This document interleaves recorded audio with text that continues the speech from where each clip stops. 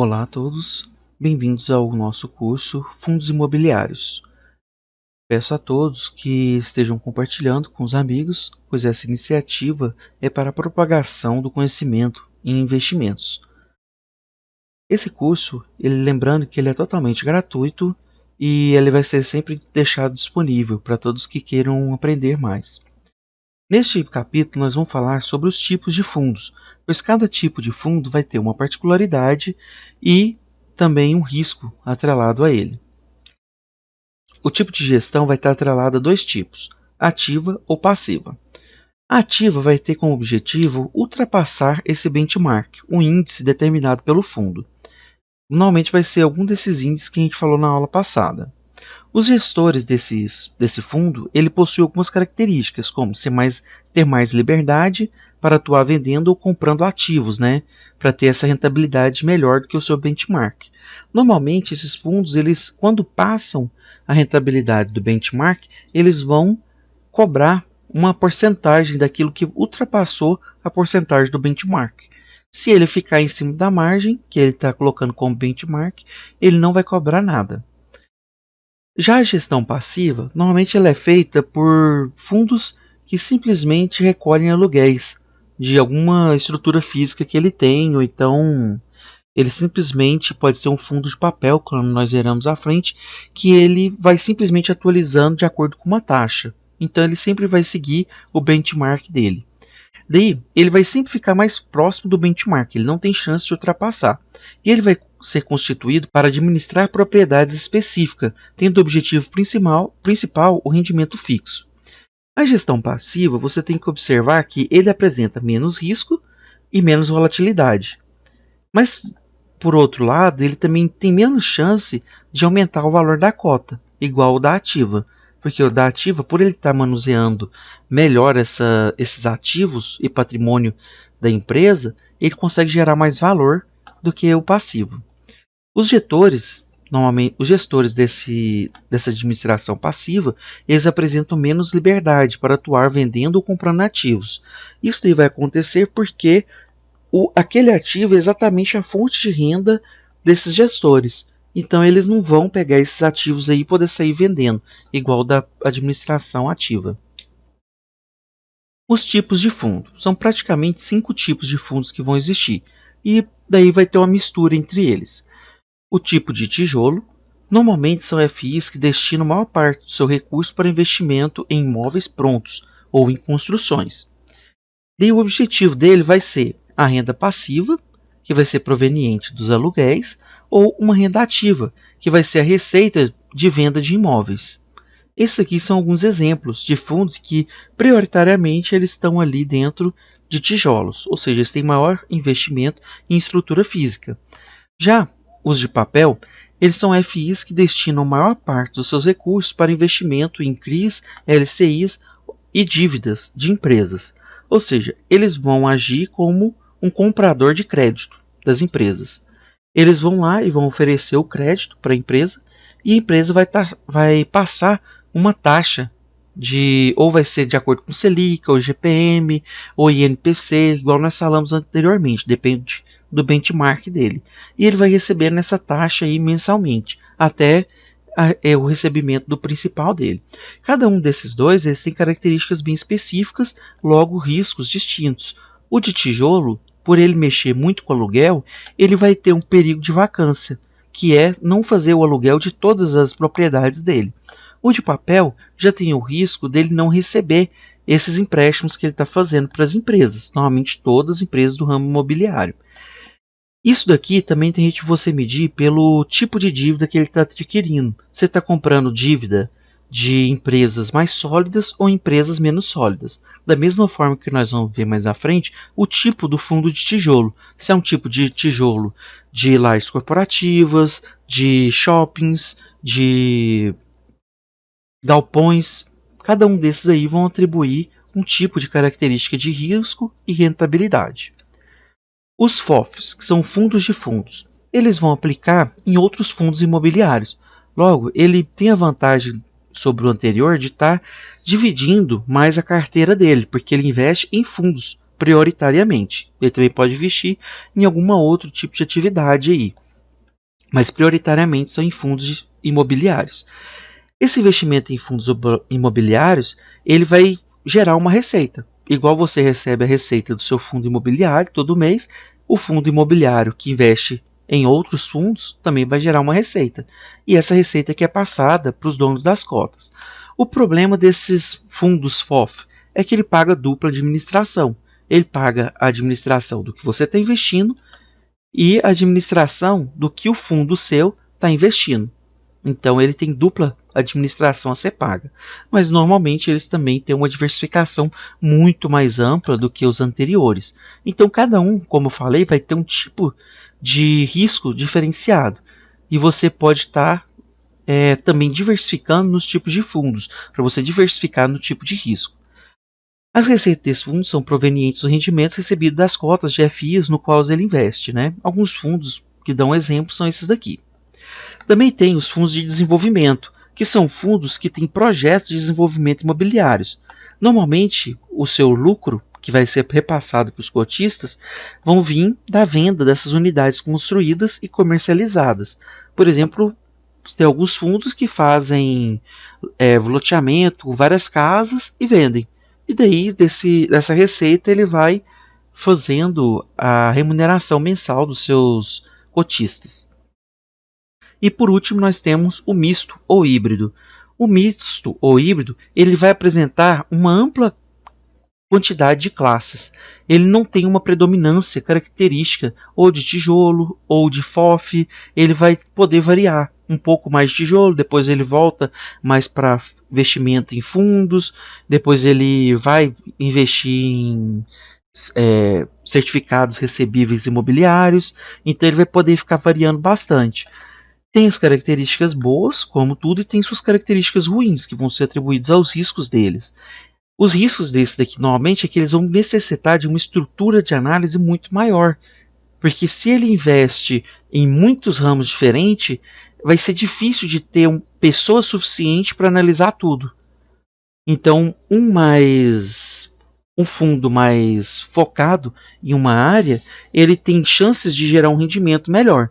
Mas da mesma forma ele pode, por ter essa abrangência toda, parar de investir num ramo que em determinado período não está tendo rentabilidade e passar para outro. Mas isso aqui, quem vai decidir vai ser você. Qual tipo de risco você vai admitir e qual risco que você acha que você vai correr menos perigo de acordo com a economia que nós estamos tendo no momento. Agora, os riscos associados aos tipos de imóveis e inquilinos. Ou seja, do lado de cá, nós vamos falar sobre os imóveis e do lado de cá, nós vamos falar sobre os inquilinos. Nós temos, primeiramente, o tipo mono-mono. Isso daqui é um fundo imobiliário que ele vai ter uma única estrutura física e ele vai ser locado para um único locatário. Olha só o perigo que pode ter ou o benefício também que ele pode ter.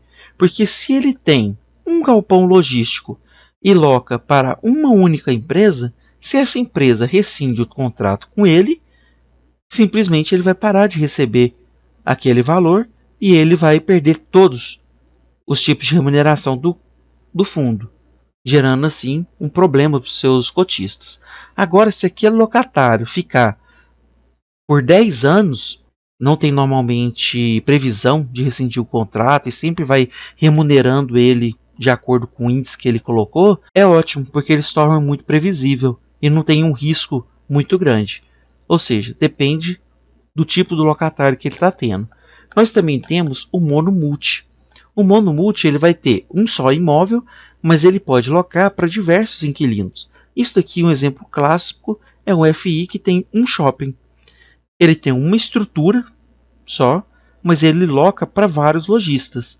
Diferente do anterior, ele não vai ter o risco com o inquilino, porque se esse não renovar o contrato, ele vai ser diluído no total. Porém, o risco de vacância dele, ele vai sempre ter uma parte ali de uns 5 a 10% que ele não vai se preencher totalmente. Esse daqui, se o locatário dele não autorizar, ele perde toda a renda. Esse daqui, ele já tem que lutar para ter sempre o menos número de salas vazias. Então são riscos diferentes. Daí nós temos o multimono e o multimulti. O multimono ele vai ser vários imóveis para um só inquilino. Nesse caso, você pode ter, por exemplo, vários galpões e cada galpão ser alocado para um tipo de inquilino, ou você ter várias lajes corporativas e cada laje dessa ser alocada para um inquilino distinto. Nesse sentido, você tem algumas características, né? Entre o mono-mono e o mono-multi. Você tem a diversificação de vários inquilinos, porém é uma estrutura inteira que, se ela for não locada mais, o contrato for rescindido, você perde momentaneamente uma grande quantidade de pessoas aí. Então, ele tem um risco, porém, se for uma empresa sólida, que o contrato vai ficar por muito tempo, ele tem o benefício também de não precisar correr atrás de outros inquilinos. Por um lado é bom e por outro é ruim. Por isso que nós temos que sempre avaliar os tipos de inquilinos que estão nas lajes que o nosso FI ela acaba alocando para eles. E o multi-multi, por último. O multi-multi, ele vai ser, por exemplo, se você tem várias lajes corporativas e cada laje sua, ela não é somente alugada para uma empresa, e sim para várias. Por exemplo, lajes de escritórios, onde você faz igual no shopping, você tem vários locatários. Nesse sentido, nós não vamos ter um problema de uma vacância de uma estrutura inteira, mas nós vamos sempre ter uma parte dessas estruturas aqui que não vão ser locadas. Então sempre vai ter ali uns 10, 5%, talvez até um pouco mais das salas comerciais que não são locadas. Então é uma característica muito grande dos locadores de multi-inquilinos.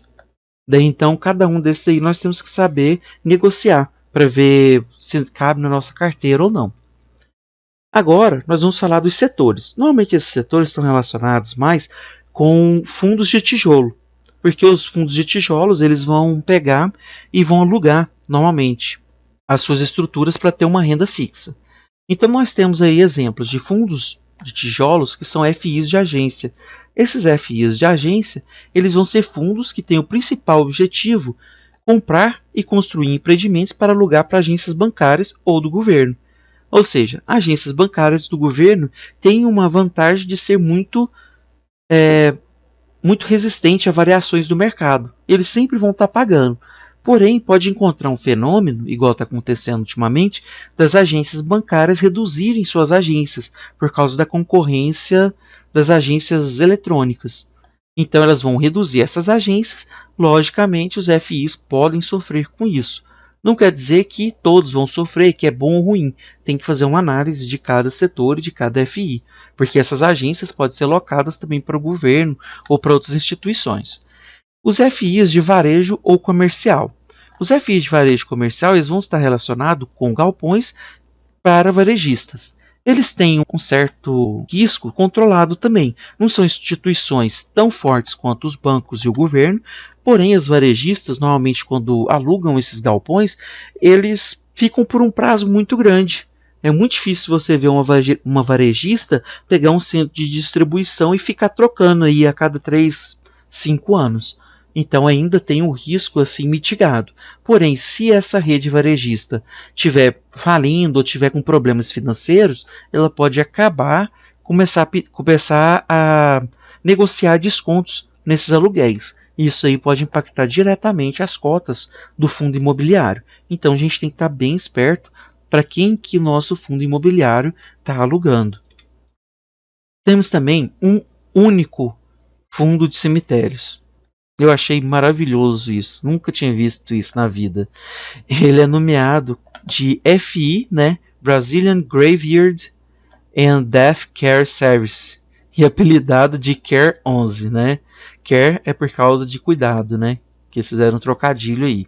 Hoje o patrimônio dele é muito grande, 220 milhões, e o fundo tem participação direta e indireta em 11 cemitérios e milhares de jazigos avulsos em outros cemitérios. O Care 11 é um fundo bem característico. Ele não tem só investimentos, isso aqui é uma característica que marca ele, mas ele tem investimento também em certificados de recebíveis imobiliários, ele tem investimento em outras estruturas, então ele também tem uma diversificação, mas predominantemente o que fez ele ficar conhecido foi os jazigos e cemitérios, né, que é uma coisa bem diferente. Também temos os FIs de escritórios, também chamados de lajes corporativas. Se a gente for pensar, esse daqui pode ser aqueles multi ou mono. Se a laje corporativa for toda ela alugada, por exemplo, o Banco do Brasil, colocar os escritórios deles lá, vai ser uma laje corporativa tipo mono, somente para o Banco do Brasil. Um ramo do FI que vem crescendo bastante em todo o país. Nesse fundo, o principal objetivo são os aluguéis de grandes condomínios de escritórios e lajes corporativas. Nós também temos FIs de hospitais, que o objetivo dele é construir estruturas para alugar para hospitais, e ele tem a vantagem e desvantagem, porque tem alguns hospitais que já tiveram que renegociar o aluguel, caindo assim então a rentabilidade do fundo imobiliário, porque o hospital estava passando por uma crise. Ele teve alguma má gestão e acabou necessitando de fazer essa renegociação dos aluguéis. Então tem que ficar de olho. Mais importante do que saber o setor é o tipo, para quem que está alugando esses imóveis, né? E FIs de hotéis, que normalmente são só esses dois. Eles são localizados praticamente em São Paulo, né? Em São Paulo, e o objetivo desses FIs são lucrar com a participações de hotéis. Ele tem participações em 2, 3 hotéis e eles pagam os seus cotistas de acordo com essa remuneração dos hotéis. Vocês podem observar que, dependendo do setor, por exemplo, hotéis, na época da pandemia, é muito impactado. Hospitais têm um impacto talvez menor do que o de hotéis. Dependendo das lajes corporativas, pode ser extremamente impactado também. FIs de cemitério talvez não seja tão impactado na crise. Então, cada um vai ter um risco diferente de acordo com o cenário econômico, cenário político. Ainda nós vamos ver os riscos e como mitigar esses riscos daqui 1 ou 2 vídeos. Então, é bem interessante a gente ter esse conhecimento amplo, porque o conhecimento ele vai ser o que vai trazer o poder e a negociabilidade para você, para ter uma melhor rentabilidade e satisfazer suas condições e suas necessidades aí de investimento. Até o próximo vídeo.